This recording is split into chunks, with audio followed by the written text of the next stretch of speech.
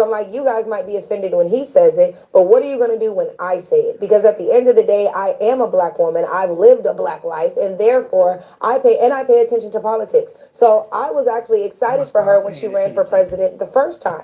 Just the fact that she was in the race, I was like, okay, HBCUs, do your thing. But she never acknowledged said HBCUs. In the first 100 days of the administration, they cut funding to HBCUs. She did nothing to support the very people that she's now leaning on to win this election. And I wish that those same people would understand that if they were to support her in this election and she does win, we will see nothing but a repeat of the last administration. That we just saw 3.5 years. The same people that everybody touts when it's time to get elected will also be the ones that are the first to be forgotten about once they're sworn in. Michaela Montgomery, also at that Atlanta rally and at a news conference the week before, former President Trump attacked Georgia's popular governor, Brian Kemp. I want to show you a segment of that and then have you respond to it. He's the most disloyal guy I think I've ever seen. Disloyal. But think of the wife. We can never repay you for what you've done, sir. We could have never won. And now she said 2 weeks ago that I will not endorse him because he hasn't earned my I haven't earned her endorsement. I have nothing to do with her. Somewhere he went bad. And you know what? Your numbers in Georgia are very average. Your crime numbers, your economic numbers, all of your numbers, you're very average. You can do a lot better, and you'll do a lot better with a better governor. You can do a lot better, just so you understand. But I don't want her endorsement. I don't want his endorsement. I just want them to do their job for Georgia. And you know what? He's the governor. He ought to support his Republican Party. Because if he doesn't have his Republican Party, I could tell you where he came from, and it wasn't good. Michaela, your response to that.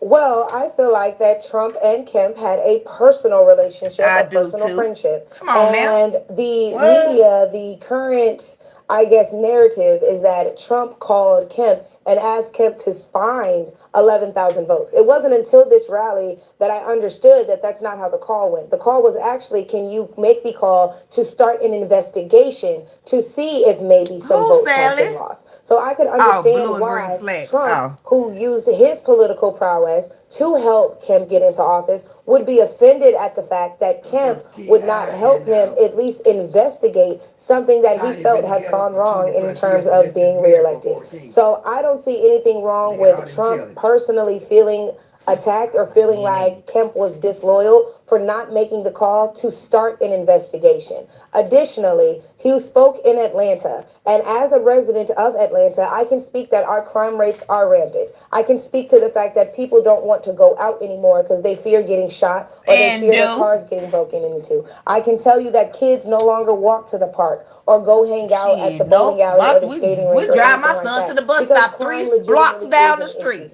Now, what more can our government do about it? I honestly would not know because that seems more like a mayoral. And we're in the gentrified area. Get up and shine a light onto the things that are happening in Atlanta and the surrounding cities in Georgia, of course, where they might be facing similar problems. So while I myself haven't, received I haven't had a bad experience with Governor Kemp myself, I'm not going to act like I don't understand why Trump would get up and talk about his bad experience with Kemp. And additionally, the Republican Party is all about loyalty. So it kind of does make you want to say, yeah, it is pretty interesting that a Republican governor would not support the Republican Party's nomination for president. I can understand why Trump was upset that he did not get an endorsement from the two people he endorsed and helped get elected. And this is a comment we got on X from Eric, who says, if you want to understand the problem Trump created for himself in Georgia, today on the radio, 9 out of 10 callers are women, and they're all mad at him for attacking Brian Kemp's wife. Let's go to calls now. Kayla, Charlie's in Jonesboro, Arkansas, Republican. Good morning. Listen to these questions, y'all. Hey, I just wanted to ask you a little question about referendum voting. I think if we could vote on things ourselves, like this war in Ukraine or something, we could have some say in it.